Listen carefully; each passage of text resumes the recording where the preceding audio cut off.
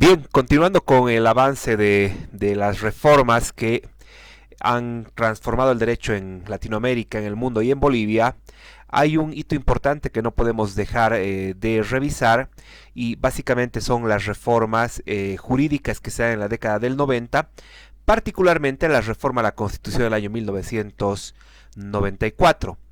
En ese tiempo, quizás ustedes no saben o no sabían, hay un sistema de reforma distinto al que tenemos hoy en día. La constitución en esa época se reformaba en dos gobiernos o en dos momentos, es decir, un primer gobierno hacía el proyecto de reforma y el siguiente gobierno recién aprobaba y aplicaba la constitución. Este sistema de dos tiempos era un sistema muy sabio porque permitía de alguna forma lograr que un gobierno no pueda modificar la constitución para beneficiarse ese mismo gobierno, de modo tal que cualquier reforma recién se le aplicaría a la siguiente gestión gubernamental. Es así que el año 94 en Bolivia se aprueba una constitución, se pone en vigencia una constitución que en realidad fue redactada, fue pensada por el anterior gobierno, el gobierno de Paz Zamora del 89 al 93, y es el gobierno de Goni el 94 que aprueba y eventualmente pone en marcha esta constitución que es muy llamativa y que de alguna forma sienta las bases de muchos de los tópicos que hoy en día vamos discutiendo dentro del Estado plurinacional. Un elemento central que caracteriza esta constitución del año 1994 es que caracteriza al Estado boliviano como un Estado multicultural. Es decir, ya empieza a tocar de refilón, de pasada, toda la discusión sobre el carácter del Estado, es decir, qué tipo de sociedad somos, qué tipo de Estado somos. Y ya nos plantea la noción del multiculturalismo, un poco siguiendo los estudios de Kim Lika, ¿no? Que van a ser la base para el año 2009 entrar a la discusión de la plurinacionalidad. El artículo 1 de esta Constitución del 94 va a hablar ya de que Bolivia es un Estado multicultural, y en el artículo 171 ya de esta constitución del año 1994, por ejemplo, se va a reconocer algo que el 2009 se profundiza y se da mucha propaganda, como es el reconocimiento a las formas alternativas o paralelas o distintas de justicia que existen al interior del Estado, dentro de ellas la justicia, claro, comunitaria e indígena. Es decir, esta constitución, entre algunas reformas importantes, están estas, las del artículo 1 y el 171, que básicamente lo que hacen es reconfigurar la comprensión del Estado boliviano y eventualmente transitar, al menos en cuanto a las bases, hacia la construcción de un Estado distinto que teníamos anteriormente. Esta constitución ya en esa época, por si acaso, ya logró generar alguna jurisprudencia, el año por ejemplo 2003, ustedes pueden revisar la fecha de este fallo, que es el año 2003, pueden ver acá en el puntero, y en este año, el 2003, ya el Tribunal Constitucional de Bolivia, que también se crea en esta reforma, vamos a ver luego en qué fecha y de cómo se crea, ya empieza a dictar, este es el primer fallo que se dicta, sobre las tensiones que se puedan desatar entre la jurisdicción oficial y la jurisdicción indígena originaria campesina o los derechos de... Vendría a ser o formar parte del órgano judicial, lo cual no es correcto porque el Tribunal Constitucional no forma parte del órgano judicial. Entonces uno se pregunta qué vendrían a ser o qué son, qué tipo de instituciones son, ya que no forman parte de ninguno de estos órganos que usualmente estructuran el Estado en su configuración típica.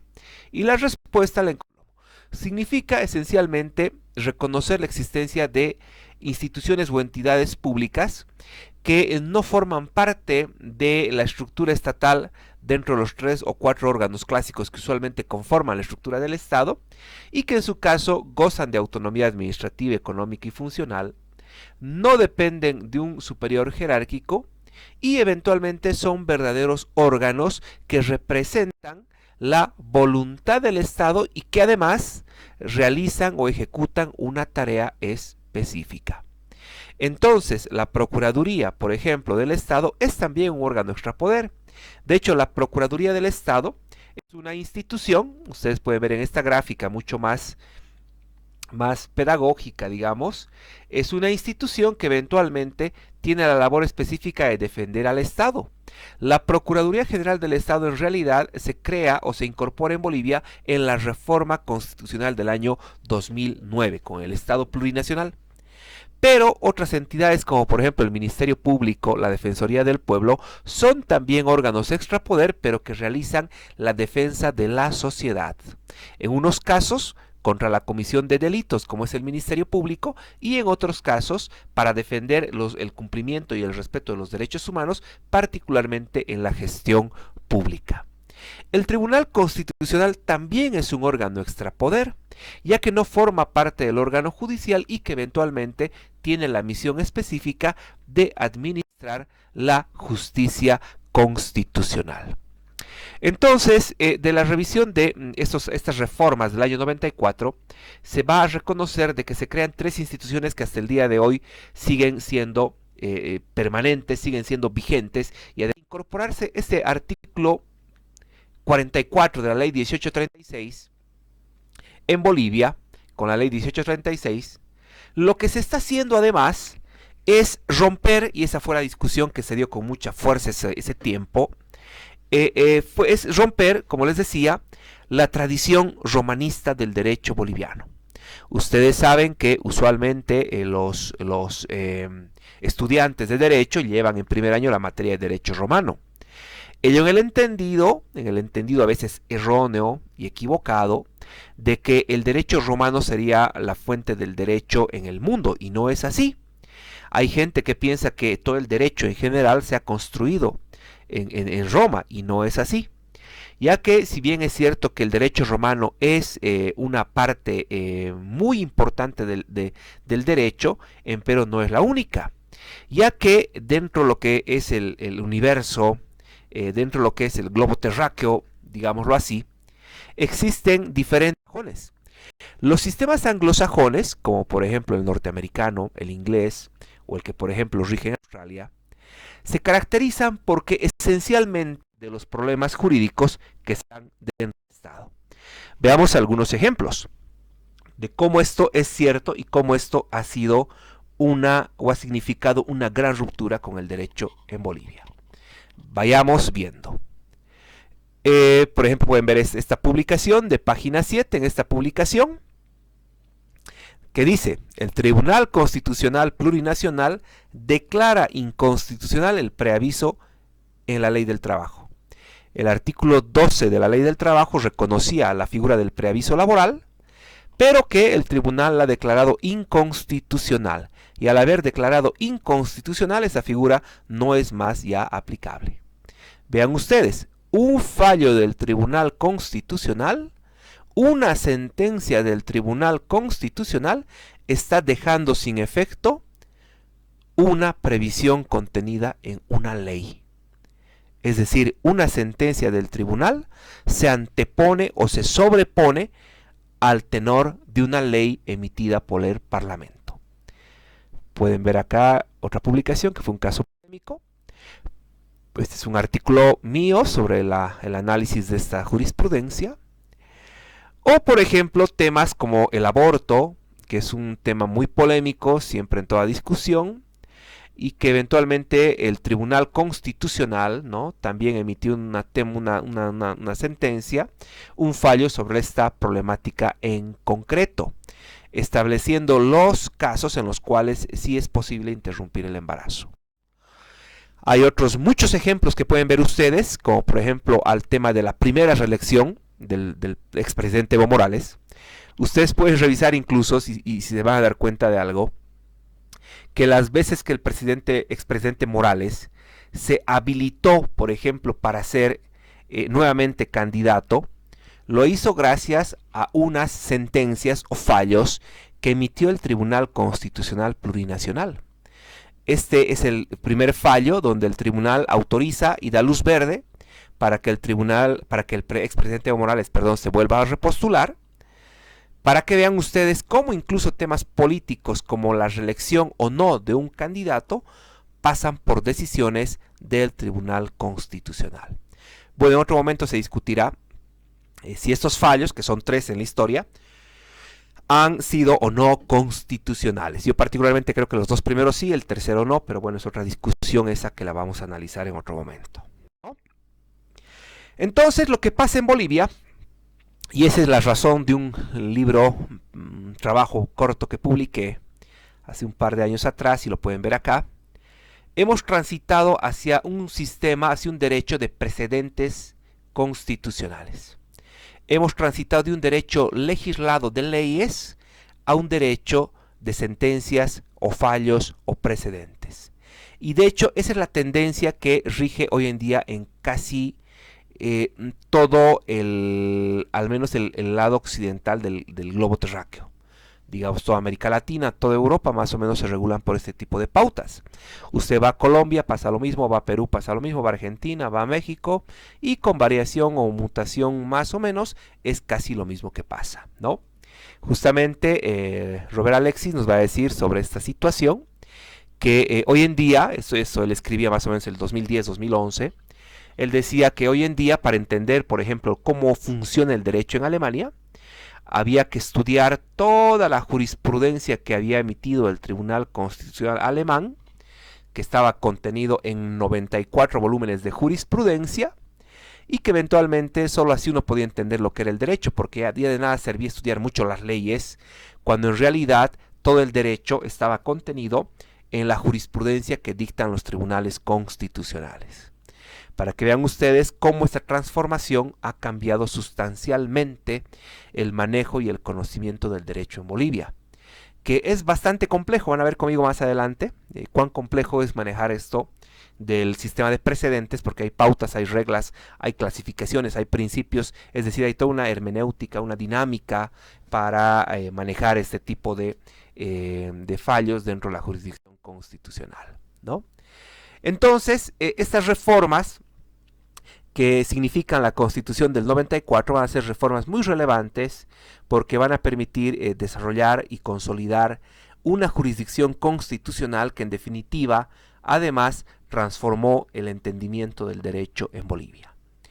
Pero no solo eso, sino que además en la década del 90, a raíz de esos influjos de modernización del derecho, a raíz de esos influjos que además invitaban a repensar gran parte de lo que estaba pasando en los estados en América Latina, en Bolivia también vivimos un proceso muy importante de constitucionalización de nuestro orden jurídico nacional, y aquí entramos al eje 4.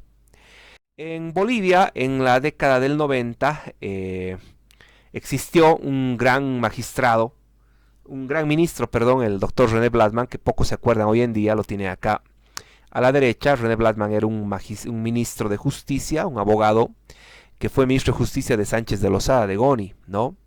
Este magistrado, este ministro de justicia, perdón, tuvo grandes aciertos en las reformas jurídicas en la década del 90. Uno de sus grandes méritos de este colega, que además era abogado que estudió en Suiza, fue el impulsar la aprobación de un nuevo código de procedimiento penal. Ustedes ya conocen y aplican hoy en día un procedimiento penal que en realidad nace el año 1999. Antes de 1999 existía otro procedimiento penal muy distinto al que tienen ustedes hoy en día en sus manos. ¿Por qué? Porque el 99 entramos hacia un sistema o un proceso penal de corte acusatorio, donde hay ciertas reglas de publicidad, hay reglas donde se definen los roles de los actores procesales, hay reglas referidas al tiempo, a la duración del proceso, es decir, hay una suerte de constitucionalización del orden jurídico boliviano. Esto es importante porque antes de 1999, lo que en Bolivia existía era un sistema penal de corte inquisitivo, donde en realidad no se reconocían derechos y garantías, donde no habían plazos ni tiempos de duración del proceso penal, y eventualmente había una suerte de confusión de roles entre las funciones de investigación y de juzgamiento. De modo tal que era un proceso que se manejaba a oscuras, que se manejaba con mucha discrecionalidad, se manejaba con mucha arbitrariedad, al punto tal que incluso era secreto, Y bueno, este proceso tiene un fin cuando en Bolivia se pone en vigencia el proceso penal de 1999, que te incorpora un sistema oral, acusatorio, público, que es el proceso que tenemos hoy en día. Esta transformación ha sido muy importante porque ha permitido constitucionalizar el derecho penal en Bolivia. Ha permitido pensar en un derecho constitucional, en un derecho penal, perdón, desde la perspectiva constitucional que antes no había. Ustedes pueden evaluar estas tablas comparativas entre lo que son los sistemas dentro del derecho penal. Antes teníamos un sistema acusatorio y hemos transitado a un sistema enteramente acusatorio, de un inquisitivo a un acusatorio, perdón, ¿no? Que tiene grandes diferencias, no solo en que uno es escrito, este es oral, sino porque además dentro de este sistema inquisitivo el imputado es considerado como un objeto. En cambio, en el sistema, por ejemplo, acusatorio, el imputado es visto como un sujeto de derechos, ¿no? Lo cual implica una ruptura con la concepción. Entonces, vean ustedes cómo estas pequeñas reformas, además, han ido transformando sustancialmente la comprensión del derecho en Bolivia. Hemos modernizado el derecho, hemos transformado el derecho que teníamos antes, ¿no? Se ha reconocido, por ejemplo, en otros países como Bolivia, muchos derechos a favor de colectivos como los pacientes con SIDA, como por ejemplo los enfermos renales, como por ejemplo los derechos indígenas, las minorías o los grupos, por ejemplo, LGTBI, entre otros, y que te muestran que en general en el mundo estamos avanzando, como en el caso de Uruguay, a un proceso acelerado de reconfiguración de los derechos. En Uruguay se ha legalizado la marihuana, por ejemplo, de modo muy polémico. En Estados Unidos existe y se da, por ejemplo, luz verde al matrimonio homosexual, ¿no? En todo el territorio americano, es a partir de un fallo de la Corte Suprema, lo cual en países como Bolivia aún es muy polémico y muy discutido, a pesar de que hay un antecedente ya sobre el tema. Como pueden ver en este cuadro, un cuadro que un poco grafica la situación del problema en cuestión, ¿no? Esto en el mundo. O por ejemplo pueden ver también los referidos a los derechos LGTBI en el globo terráqueo, ¿no? Entonces hay países que sí reconocen, otros que no reconocen, otros que los persiguen, otros que los protegen, ¿no? Porque muchos estados aún son muy reticentes de reconocer derechos a favor de estos grupos de personas que tienen ciertas diferencias en cuanto a su orientación sexual, como son los gays, lesbianas, bisexuales, transexuales, intersexuales, ¿no? Lo mismo pasa con la eutanasia y la pena de muerte. Hay una discusión muy fuerte en todo el mundo sobre el derecho que tiene una persona eventualmente a definir sobre su destino, ¿no? Algunos reconocen, otros no. Esto va ligado también con el tema de la pena de muerte, que otros estados reconocen y otros no. Particularmente soy un enemigo muy acérrimo de la pena de muerte, pero bueno, es un tema que a mi criterio no debe nunca retroceder, ¿no? Y bueno, y en otro plano igual digamos, de reconocimiento y la creación de nuevos derechos, hemos transitado mucho hacia la creación de los derechos de la naturaleza, ¿no? Y bueno, ustedes han debido escuchar, durante los últimos años mucho se habla de la madre tierra, de los derechos de la madre tierra, y se habla incluso de la existencia de un tribunal que juzga la vulneración de este tipo de derechos. Y bueno, efectivamente es un tema que tiene mucha discusión, pero está generando un avance muy fuerte en términos jurídicos, porque existen ya antecedentes como este, que lo pueden revisar en el WhatsApp, igual en las redes, en el Google, pueden encontrar. De hecho, si estuviéramos en la clase física, les pasaría a sus WhatsApp la sentencia original, la sentencia de este caso. Este es un caso emblemático que se da en Argentina, en Buenos Aires, donde un grupo de activistas sobre la protección de los derechos de los animales promueven una acción de libertad o habeas corpus para proteger eventualmente los derechos de esta orangutana que se llamaba Sandra, ¿no? Que se llama Sandra, bueno, no sé si habrá fallecido o no la orangutana, pero en su momento se llamaba Sandra. Lo singular de este caso era que era la primera vez en Argentina que se estaba planteando una acción de libertad a favor de un entre comillas, animal, como dicen ellos, de una persona no humana, ¿no? De un orangután, lo cual marcaba un tema realmente muy relevante dentro de la construcción de los derechos, ya que nunca se había visto eso. Es normal plantear, por ejemplo, un habeas corpus para una persona o a favor de una persona, o un colectivo de personas, pero en este caso se planteaba a favor de un animal, de un orangután, para que sea trasladado a otro zoológico que tenga mejores condiciones. De hecho, para resolver este caso, la Corte de Buenos Aires emitió un fallo, y en ese fallo concedió la tutela a favor del orangután, la orangutana Sandra. Y lo interesante es que cuando uno lee la sentencia de este caso, que imagino algún rato han de leer ustedes, aunque sea solo por cultura jurídica, se fundamenta en un libro que creo también debíamos repasar para un poco enriquecer nuestra cultura jurídica, que es el libro titulado La Pachamama y el Humano, que es un libro que fue escrito por el maestro, el célebre penalista Zaffaroni. Miren, Zaffaroni ha escrito un libro, que quizás muchos no lo conocen aquí en Bolivia, que titula La Pachamama y el Humano. Y Zaffaroni plantea en este libro de que, por ejemplo, constituciones como la de Ecuador, como la de Bolivia, ciertos antecedentes en México, además, por ejemplo, han significado el tránsito hacia la comprensión de un nuevo concepto de los derechos, reconociendo derechos a favor de la naturaleza, o de la Pachamama, o de la Madre Tierra. Eso lo dice Zaffaroni, y este libro es muy interesante revisarlo y leerlo, porque efectivamente te muestra a partir de cierta argumentación que esta discusión sobre el derecho a los animales, de las personas no humanas, como dice en esta acción, es un derecho que en realidad tampoco es creación reciente, es un derecho que tiene sus antecedentes en Inglaterra, en Francia, en Italia, y que, bueno, en cierto momento fue motivo de discusión muy álgida en ciertos países, y que en el caso de América Latina tiene un reconocimiento, como él dice, constitucional, ¿no?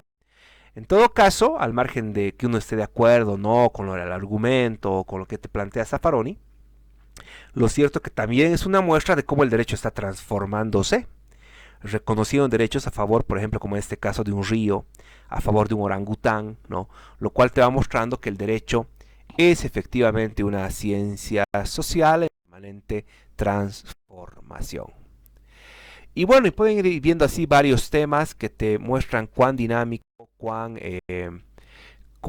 cambiante, cuán rico puede ser el derecho en sus diversas concepciones y pues comprensiones. En Bolivia también durante la década del 90 hemos avanzado hacia el reconocimiento de otras formas de administrar justicia. Antes ya existía efectivamente el Código Civil, pero a partir del 90 arranca de modo decidido la consolidación de tribunales de arbitraje, ¿no? Comercial particularmente, financiero, ¿no? Mercantil, y eventualmente eso significó también reconocer que el derecho no solo es el derecho que se da dentro de los estados, dentro de los tribunales ordinarios, sino que también hay otros ámbitos del derecho, que en este caso eran los tribunales arbitrales, y también ya hay, a partir de estas reformas, tribunales también de corte constitucional, que en definitiva te van a mostrar un cambio muy profundo en la perspectiva jurídica de Bolivia. Bueno, con todos estos antecedentes ya de cambios, transformaciones, discusiones jurídicas, llegamos a la Constitución del 2009, que es la última, la que tenemos hoy en día en vigencia, que es la Constitución del Estado Plurinacional. Esta Constitución, cuando uno se pone a estudiar y a revisar, es una Constitución realmente muy compleja, realmente muy íntegra, una Constitución que tiene muchos elementos de ruptura con lo que antes conocíamos, pero también de continuidad. Es una constitución bastante ampulosa, como digo, porque cuando tú lees no solo los artículos, son más de 410, 11 artículos, antes teníamos 228 en la antigua constitución, sino que además tienes un montón de incisos, parágrafos, detalles, que te muestran cuán complejo es esto de estudiar hoy en día el derecho. Como pongo acá, una reconfiguración de lo que ustedes dicen de modo incorrecto como la pirámide jurídica. En realidad, en Bolivia antes teníamos lo que se conoce erróneamente como la pirámide jurídica.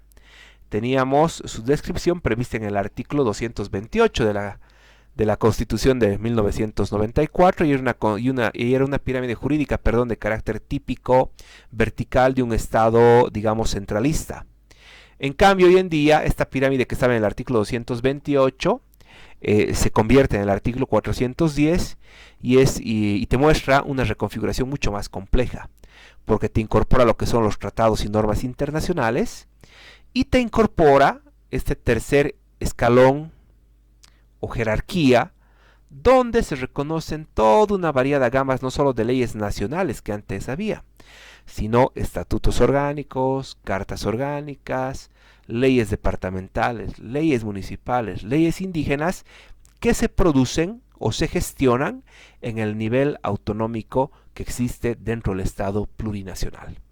Es decir, esta forma de estructurar y entender el Estado implica también una gran ruptura con la forma anterior que teníamos y que, bueno, más adelante también vamos a ver en qué consiste, ¿no? Aquí hay una precisión que les tengo que hacer y no puedo dejar de hacer de cultura jurídica, como ya les dije antes. Hay gente que en realidad denomina erróneamente a esta gráfica como pirámide de Kelsen. Y ese es un error que se puede dejar pasar en primer año de Derecho, pero no en cuarto año. En realidad, esta idea de pirámide, efectivamente Kelsen la socializa, Kelsen la hace famosa, pero en realidad Kelsen toma la idea de un teórico que fue su condiscípulo, que fue el profesor Adolf Merck.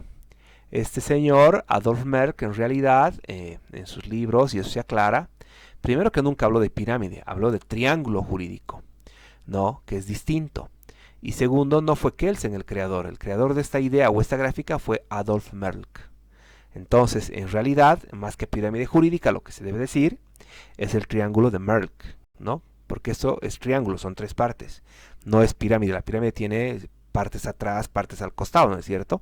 Esto no es así. Bueno, eso solo por cultura jurídica, ¿no? Bueno, entonces esta reconfiguración de la estructura jurídica del Estado en Bolivia nos va a mostrar que hoy en día en Bolivia hay una variadísima gama de normas que no solo se reducen a las leyes que emite el Parlamento en La Paz, sino que hay normas autonómicas en el nivel departamental, en el nivel municipal e incluso en el nivel indígena.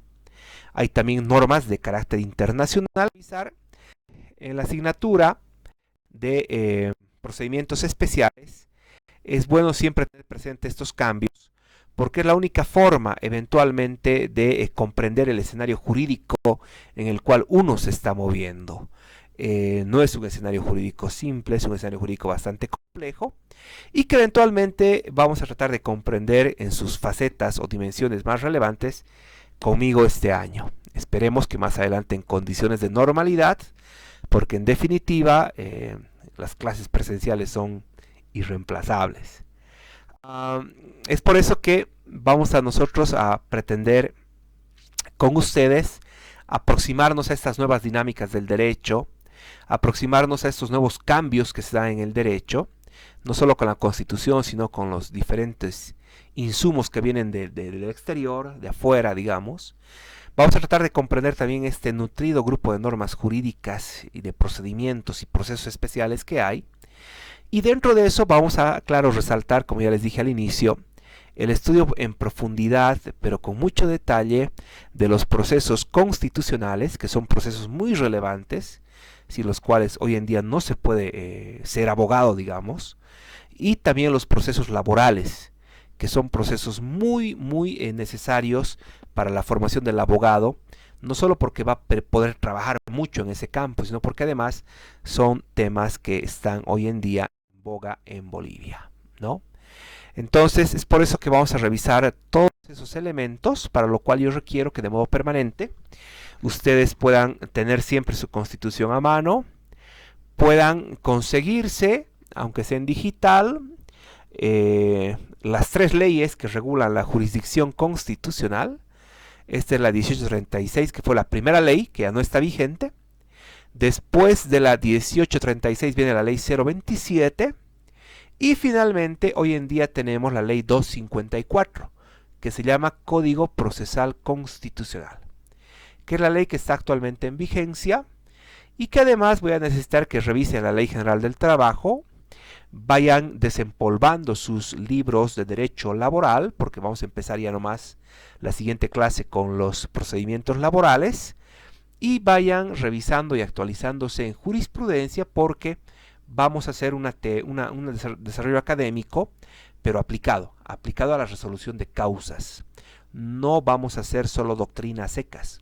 Vamos a hacer teoría, pero vamos a aplicar la teoría al manejo y conocimiento de causas. Bueno, y también aprovecho la oportunidad para recordar que la asistencia en todo el sistema universitario no es obligatorio, es libre. De momento no hay un texto oficial, aunque de repente más adelante les puedo dar algunos insumos de algún colega o algún texto mío que pueden ir revisando para seguir y comprender mejor las pautas. Vamos a evaluar eso. Y en su caso, claro, es bueno que vayan manejando y revisando algunas páginas web, como por ejemplo la del Tribunal Constitucional, que es una página que permanentemente va actualizando y emitiendo fallos de jurisprudencia, ¿no? Pero en todo caso, yo me encargo de todos los insumos y académicos.